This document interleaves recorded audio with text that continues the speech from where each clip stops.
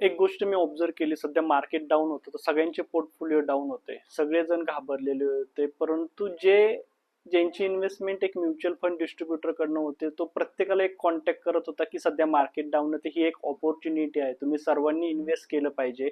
ज्यांनी ज्यांनी इन्व्हेस्टमेंट केलंय आत्ताच्या ह्याच्यामध्ये, त्यांना सगळे 10% 12% पर्यंत तर म्हणजे डिस्काउंट मध्ये तुम्हाला सगळ्या गोष्टी भेटत होत्या. निफ्टीच हा जवळपास 13-14% पर्यंत डाऊन झालेला होता जानेवारी पासून तर आतापर्यंत.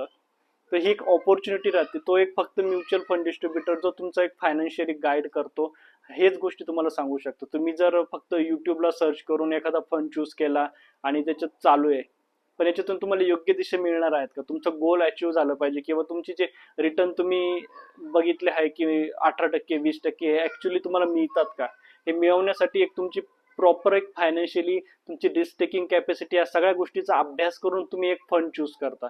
त्यासाठी एक म्युच्युअल फंड डिस्ट्रीब्युटर पाहिजे असतो की तुम्हाला या सगळ्या गोष्टी टॅक्स प्लॅनिंग पासून तर SWP तुमचं फायनान्शियल गोल ह्यासाठी मदत करतो.